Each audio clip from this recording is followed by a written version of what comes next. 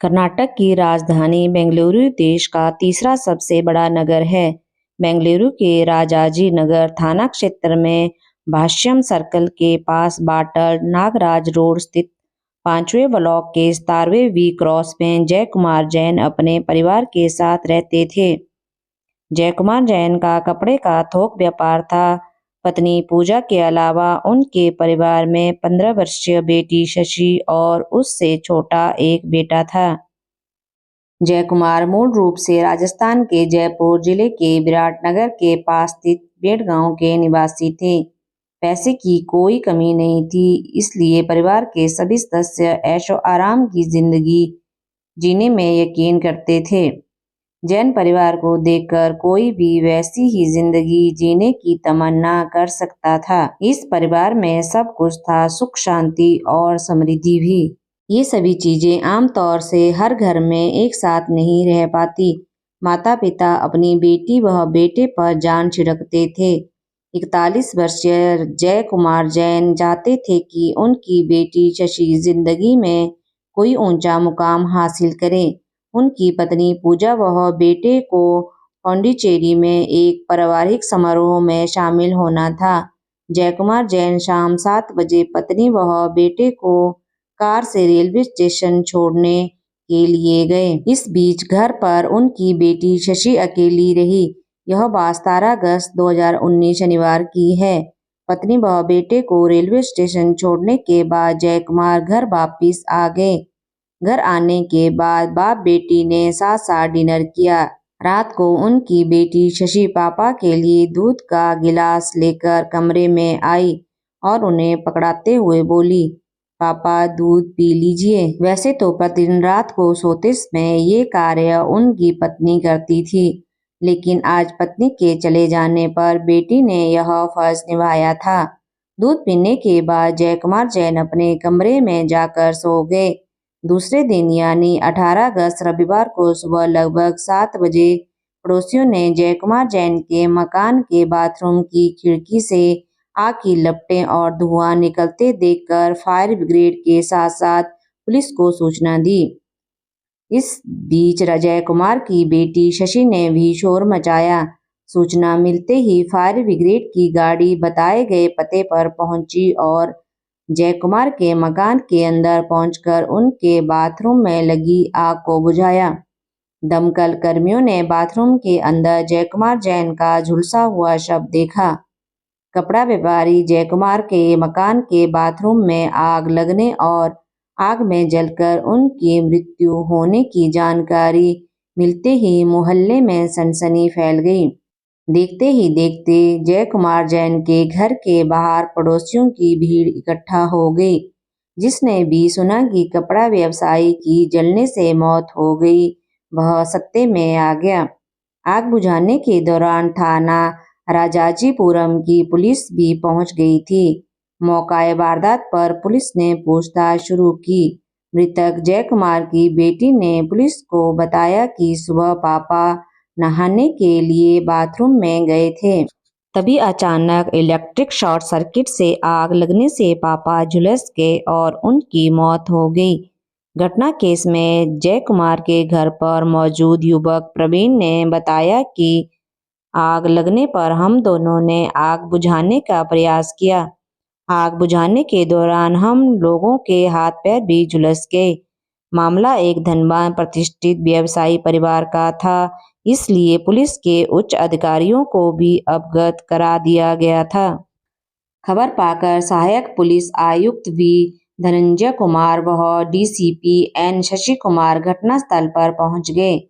इसके साथ ही forensic team भी आ गई। मौके से आवश्यक साक्ष्य जुटाने व जरूरी कार्रवाई निपटाने के बाद पुलिस ने व्यवसायी जय कुमार की लाश पोस्टमार्टम के लिए विक्टोरिया हॉस्पिटल भेज दी। पुलिस ने भी यह अनुमान लगाया कि व्यवसायी जय कुमार की मौत शॉर्ट सर्किट से लगी आग में झुलसने की वजह से हुई होगी, लेकिन जय कुमार के शव की स्थिति देखकर पुलिस को संदेह हुआ। प्राथमिक जांच में मौत का कारण स्पष्ट नहीं हो पाया, इसलिए पुलिस ने इसे संदेहास्पद करार देते हुए मामला दर्ज कर गहन पड़ताल शुरू कर दी। डीसीपी एन शशि कुमार ने इस सनसनीखेज घटना का शीघ्र खुलासा करने के लिए तुरंत अलग अलग टीमें गठित कर आवश्यक निर्देश दिए। पुलिस टीमों द्वारा आसपास रहने वाले लोगों व बच्चों से अलग अलग पूछताछ की गई तो एक चौंका देने वाली बात सामने आई। पुलिस को मृतक जय कुमार की बेटी शशि व पड़ोसी युवक प्रवीण के प्रेम संबंधों के बारे में जानकारी मिली। घटना केस में भी प्रवीण जय कुमार के घर पर मौजूद था। पुलिस को समझते देर नहीं लगी कि जरूर दाल में कुछ काला है।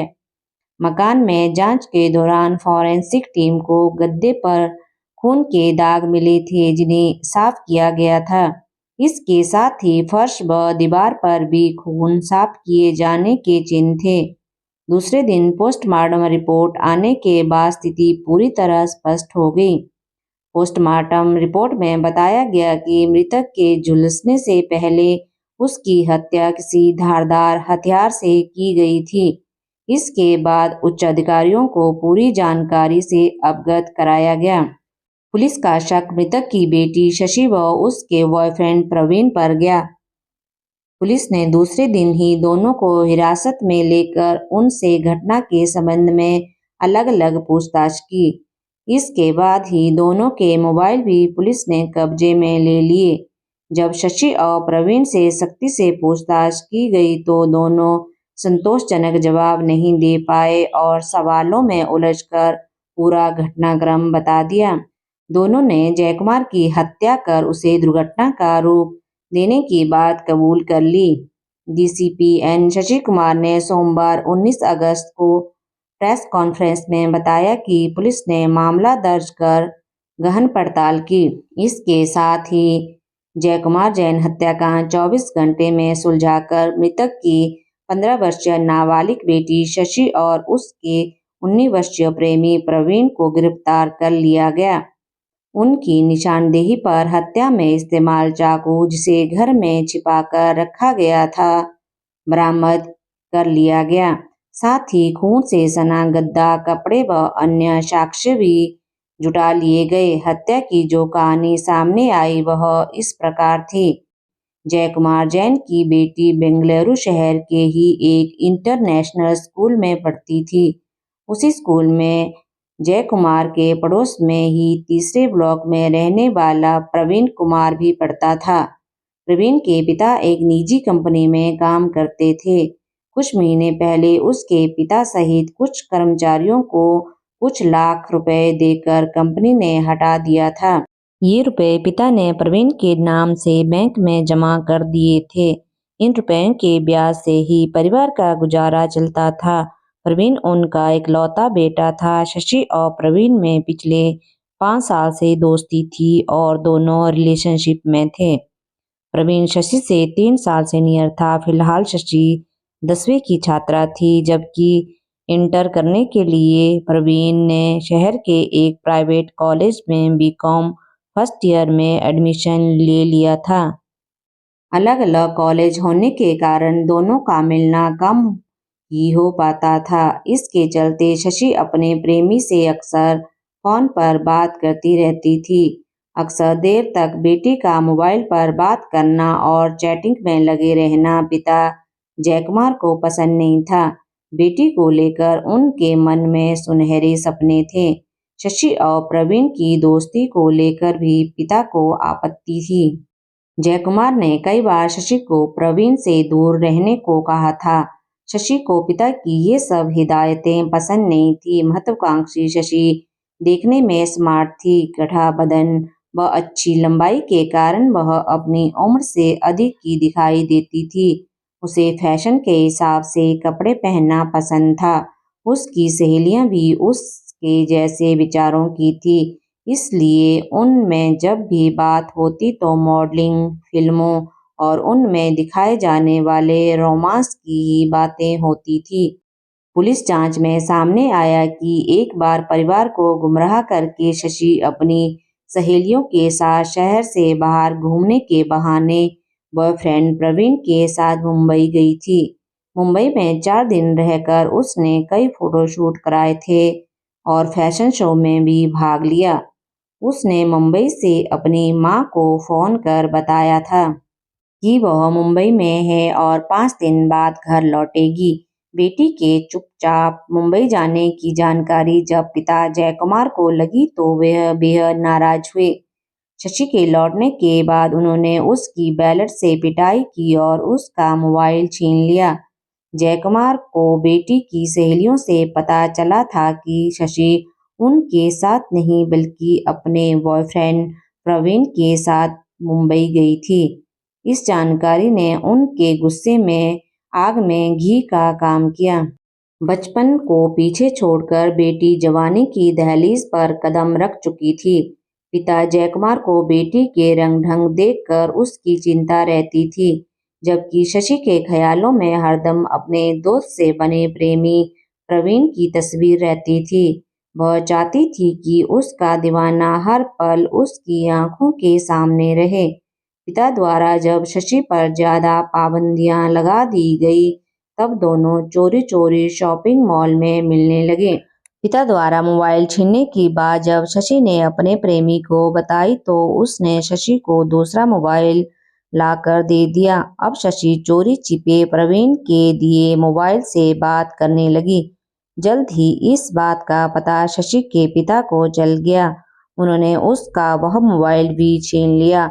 इससे शशि का मन विद्रोही हो गया। पिता की हिदायत व रोक-टोक से नाराज शशि ने प्रवीण को पूरी बात बताने के साथ अपनी खोई आजादी वापिस पाने के लिए कोई कदम उठाने की बात कही।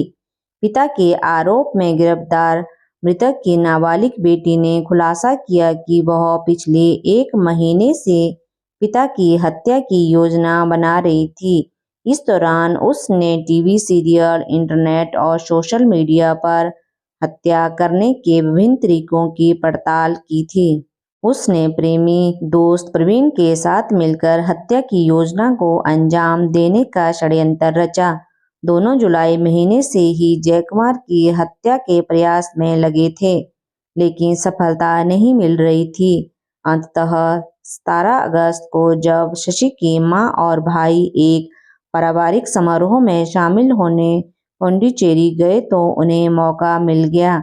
यह कलयुगी बेटी अपने पिता की हत्या करने तक को उतारू हो गई। उसने हत्या की पूरी योजना बना डाली। जालिम बेटी शशि ने घर में किसी के नहीं होने का फायदा उठाकर योजना के मुताबिक रात को खाना खाने के बाद पिता को पीने को जो दूध दिया उसमें नींद की 6 गोलियां मिला दी थी। कुछ ही देर में पिता बेहोश होकर बिस्तर पर लुढ़क गए। पिता को सोया देख शशि ने उन्हें आवाज देकर व थपथपाकर जाना कि वह पूरी तरह बेहोश हुए या नहीं। संतुष्ट हो जाने पर शशि ने प्रवीण को फोन कर घर बुला लिया। वह चाकू लेकर आया था। घर में रखे चाकू वह प्रवीण द्वारा लाए गए चाकू से दोनों ने बिस्तर पर बेहोश पड़े जयकुमार जैन के गले व शरीर पर बेरहमी से कई बार किए, जिससे उनकी मौत हो गई। इसके बाद दोनों शव को घसीटकर बाथरूम में ले गए। हत्या के सबूत मिटाने के लिए कमरे में फैला खून वह दीवार पर लगे खून के छींटे साफ करने के बाद बिस्तर की चादर वॉशिंग मशीन में धोकर सूखने के लिए फैला दी। इसके बाद दोनों आगे की योजना बनाने लगे। सुबह 7 बजे ही शशि घर से निकली और 3 बोतलों में पेट्रोल लेकर आ गई। दोनों ने बाथरूम में लाश पर पेट्रोल डालकर आग लगा दी। इस दौरान दोनों के पैर व प्रवीण के हाथ भी आंशिक रूप से झुलस गए। आग लगते ही पेट्रोल की वजह से तेजी से आग की लपटें और धुआं निकलने लगा। बाथरूम की खिड़की से आग की लपटें व धुआं निकलता देखकर पड़ोसियों ने फायर ब्रिगेड व पुलिस को फोन कर दिया था। इस बीच शशि ने नाटक करते हुए मदद के लिए शोर मचाया और लोगों को बताया कि उसके पिता बाथरूम में नहाने गए थे। तभी अचानक इलेक्ट्रिक शॉर्ट सर्किट होने से आग लग गई, जिससे वह जल गए। इस तरह दोनों ने हत्या को दुर्घटना का रूप देने का प्रयास किया था, लेकिन सफल नहीं हो पाए। बेटी को पिता की हत्या करने का फिलहाल कोई मलाल नहीं है। हत्याकांड का खुलासा होने के बाद पुलिस ने जब उसे गिरफ्तार किया तब परिवार के सभी लोग अचंभित रह गए। सोमवार की शाम को शशि की मां व भाई भी लौट आए थे। मां ने कहा कि शायद हमारी परवरिश में ही कोई कमी रह गई थी। हालांकि घर वालों ने उसे पिता के अंतिम संस्कार में भाग लेने को कहा, लेकिन शशि ने साफ इनकार कर दिया। उधर प्रवीण के माता-पिता को अपने बेटे के प्रेम प्रसंग की कोई जानकारी नहीं थी। प्रवीण शशि के पिता से नाराज था। उसने गिरफ्तारी के बाद बताया कि उन्होंने उसे सार्वजनिक रूप से चेतावनी देते हुए अपनी बेटी से दूर रहने को कहा था। साथ ही कुछ दिन पहले उन्होंने शशि का मोबाइल छीन लिया था। इस पर उसने अपनी गर्लफ्रेंड को नया मोबाइल गिफ्ट किया तो उसके पिता ने वह भी छीन लिया। वह उसकी गर्लफ्रेंड को पीटते डांटते थे, जो उसे अच्छा नहीं लगता था। आखिर में प्रवीण ने अपनी गर्लफ्रेंड को पिता की प्रताड़ना से बचाने का फैसला लिया। मंगलवार को हत्यारोपी बेटी से मिलने कोई भी रिश्तेदार नहीं पहुंचा। लड़की की मां भी घर पर ही रही। शशि ने पुलिस को बताया कि उसने अपने पिता को चाकू नहीं मारा, लेकिन घटना के समय वह मौजूद थी।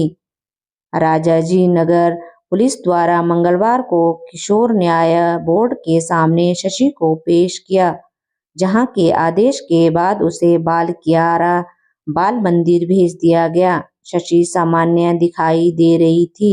जब उसे जेजेवी के सामने ले जाया गया तो उसके चेहरे पर अपने पिता की हत्या करने का कोई पश्चाताप नहीं दिखा। वहीं शशि के प्रेमी प्रवीण को मजिस्ट्रेट के समक्ष पेश कर जेल भेज दिया गया। हत्या करना इतना आसान काम नहीं होता। प्रवीण और शशि ने योजना बनाते समय अपनी तरफ से तमाम एहतियात बरती। दोनों हत्या को हादसा साबित कराना चाहते थे, लेकिन वे भूल गए थे कि अपराधी कितना भी चालाक क्यों ना हो, कानून के लंबे हाथों से ज्यादा देर तक नहीं बच सकता। बेटा हो या बेटी, माँ बाप को उनके चरित्र और व्यक्तित्व का ध्यान रखना चाहिए, क्योंकि माँ बाप की आंखों में धूल झोंक कर गलत राहों पर उतर जाते हैं तो उन्हें संभाल पाना आसान नहीं होता।